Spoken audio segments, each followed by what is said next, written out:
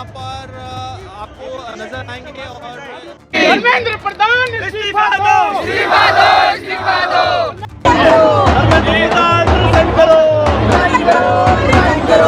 வணக்கம். பாஸ்டன்ல இருந்து கிளம்பிய அபிஜித் தீப்கே டெல்லி வந்துவிட்டார். ஒட்டுமொத்த டெல்லியில இருக்கக்கூடிய காக்ரோச்சஸ்கள் போராட்டத்தில் குதிக்க தொடங்கிவிட்டார்கள். இதற்காக டெல்லி போலீஸ் அரசாங்கம் பலத்த செக்யூரிட்டி அரேஞ்ச்மெண்ட்ஸ்களையும் செய்துள்ளது. இந்த அரேஞ்ச்மெண்ட்ஸ் என்ன என்று நீங்க பார்த்தீர்கள்னா, ஜந்தர் மந்தரை சுற்றி 1000க்கும் மேற்பட்ட போலீசார்களை குவித்திருக்கிறார்கள். பேரிகேட்டிங் போட்டிருக்கிறார்கள். அதாவது சாதாரணமாகவும் அங்கே பேரிகேட்டிங் போடப்பட்டிருக்கும். ஆனால் இந்த முறை போடப்பட்ட பேரிகேட்டிங் ஒரு மிக பெரிய அளவில் இருக்கிறது. உடல் வலிமையை உறுதி செய்யும் சிலாஜித், கவனத்தை மேம்படுத்தும் அஸ்வகந்தா மற்றும் உயிர் சக்தியை பெருக செய்யும் சஃபேடு முஸ்லி போன்ற இமயமலையின் உணவுப் பொருட்களை கொண்டு வந்து மிஸ்டர் பர்ஃபெக்ட் உருவாக்கப்பட்டுள்ளது. உங்கள் முழு குடும்பத்தின் ஆரோக்கியத்தை மா நேச்சுரல்ஸ் மூலம் உறுதி செய்திருங்கள். 100% இயற்கையான மூலிகை பொருட்கள் மூலம் உருவாக்கப்பட்ட மிஸ்டர் பர்ஃபெக்ட் மற்றும் மிஸ் பர்ஃபெக்ட் தலைமுறையாக குடும்பங்களின் உடல் வலிமை, மன வலிமை மற்றும் மகிழ்ச்சியை பெருக செய்கிறது. உங்கள் மகிழ்ச்சியான பயணத்தை துவங்க www.mannaturals.com என்ற இணையதளத்தை பார்வையிடவும் அல்லது வாட்ஸ்அப் எண்ணிலும் தொடர்பு கொள்ளலாம்.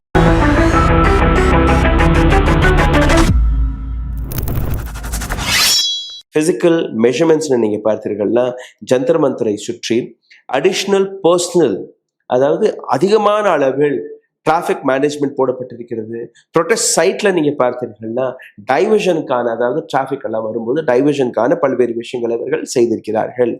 பார்டர் அலர்ட்னஸ் அதுவும் கொடுத்திருக்கிறார்கள். அதாவது extra force on Indira Gandhi international airport மற்றும் டெல்லியில இருக்கக்கூடிய பல்வேறு சென்சிட்டிவான ஏரியாக்களில் போலீஸ் டெப்யூட்மெண்ட் போடப்பட்டது. இதை தாண்டி command and control senior police ஆபீசர்கள் நேரடியாக ஹை லெவல் ரெவ்யூ மீட்டிங்கை நேற்று ஜூன் 5ஆம் தேதி செய்தார்கள். டிஸ்ட்ரிக்ட் யூனிட் இதை ஸ்டாண்ட் பையாக வைத்திருக்கிறார்கள். அதாவது சிச்சுவேஷன் மிக க்ளோஸாக டெல்லி போலீஸ் மானிட்டர் செய்து கொண்டிருக்கிறது. ஒரு சிறிய பிரச்சனை வந்தால் கூட, ஒரு சிறிய நெக்லிஜென்ஸை கூட அவர்கள் கண்காணித்துக் கொண்டிருக்கிறார்கள். அதன்படி அந்த ஆக்ஷன் எடுக்கப்படும். ஆன் கிரவுண்ட்ல நீங்க பார்த்தீர்கள்னா போலீஸோடைய விசிபிலிட்டி அதை அதிகரிப்பதற்காக பேரிகேட், பர்சனல் மெயின்டெனன்ஸ், இதை தாண்டி நீங்க பார்த்தீர்கள்னா பப்ளிக் சேஃப்டிக்கான பல்வேறு விஷயங்களை அவர்கள் எடுத்து வைக்கிறார்கள். போலீசார்களுக்கும் ஒரு சில உத்தரவு கொடுக்கப்பட்டிருக்கிறது அரசாங்கம் சார்பாக. என்ன? Police are prepared to allow peaceful gathering. போலீசார்களுக்கு இந்த கேதரிங் பீஸ்ஃபுல்லாக நடப்பதற்கான எந்த பிரச்சனையும் கிடையாது, அவர்களை கூட விடுங்கள். ஆனால் போலீசார்கள் எந்த விதமான டியர் கேஸ், எந்த விதமான வாட்டர் கேனன், எந்த விதமான பல பிரயோகத்தை ஆர்டர் வராத வரை நீங்க கையில் எடுக்கக்கூடாது. எந்த விதமான வயலன்ஸ் நடந்தால் கூட, மாணவர்கள் தரப்பிலிருந்து வயலன்ஸ் நடந்தால் கூட நீங்க அமைதியாக இருக்க வேண்டும் என்கிற ஒரு விஷயத்தை அவர்கள் கூறியுள்ளார்கள். இதை தாண்டி நீங்க பார்த்தீர்கள்னா, in case of any violence, தப்பித்தவறி அங்க வயலன்ஸ் வெடித்தால், லார்ஜ் அன்ஆத்தரைஸ்ட் கேதரிங் நடந்தால், டிராஃபிக் டிஸ்டர்பன்ஸ் அங்க நடந்தால், டிவிஷன் ஃப்ரம் பீஸ், அதாவது அமைதி போராட்டம் கூறுகிறீர்கள், அந்த அமைதி போராட்டத்தை நீங்க கொஞ்சம் டீவியேட் ஆனால் கூட பேரிகேட்ஸ்களை போட்டு ரெகுலேட் என்ட்ரி, அங்கிருந்து வரக்கூடிய என்ட்ரிகளை நீங்க ரெகுலேட் செய்யணும். எல்லாத்தையுமே நீங்க கண்ட்ரோல் செய்வதற்கான பொறுப்பு சிஆர்பிஎஃப் போலீஸ் மீது கொடுத்திருக்கிறது அரசாங்கம். இதை தாண்டி warning to impose section 144 CrPC. அப்படி நீங்க அத்துமீறல் செய்தீர்கள்னா இந்த இடத்துல நாங்க செக்ஷன் 144 அண்டர் சிஆர்பிசி போட்டு விடுவோம். இதற்கு மேல் நீங்க இங்க கூட முடியாது. உங்களுடைய இந்த போராட்டம் சீர்குலைந்து விடும்.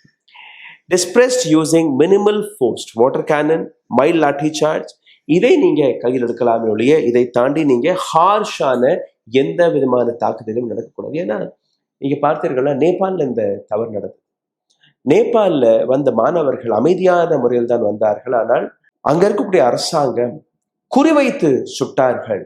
அங்க இருக்கிற மாணவர்கள் மீது தடையடி நடத்தப்பட்டது. அதனால்தான் நேபாளில் அந்த அளவில் எஜுகேஷன் நடந்தது. இதே போன்றுதான் பங்களாதேஷ்ல, இதே போன்றுதான் ஸ்ரீலங்காவில். ஒரு முறை அந்த மக்களுடைய கோபம் அதிகரித்து விட்டால் அதை நீங்க கண்ட்ரோலை செய்ய முடியாது என்கிற இந்த விஷயத்தை அரசாங்கம் இந்த 3 நாடுகளில் நடந்த ஜென்சி போராட்டத்தை வைத்து பல்வேறு விஷயங்களை அவர்கள் இந்த முறை கையாள்கிறார்கள். Arrest of key organisers are provocation only if violence or serious law or law and order breach.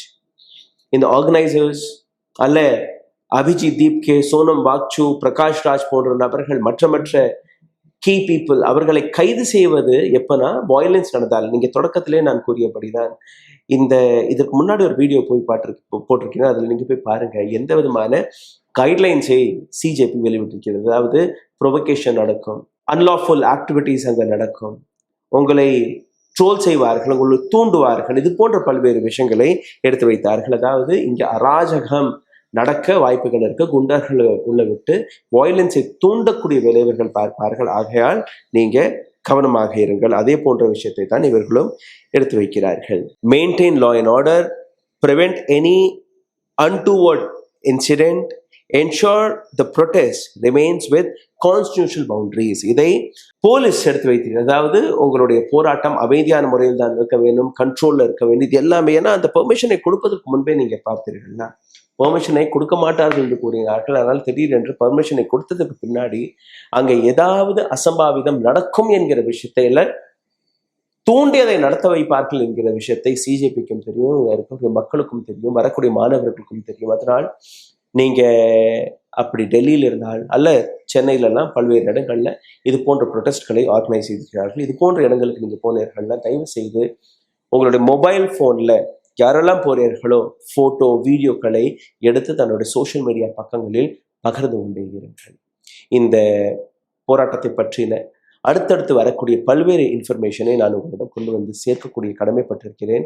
இந்த வீடியோவை பகிருங்கள். உங்களுடைய கேள்விகளை கருத்துக்களை கீழே கமெண்ட் பாக்ஸில் எழுதி விடுங்கள்.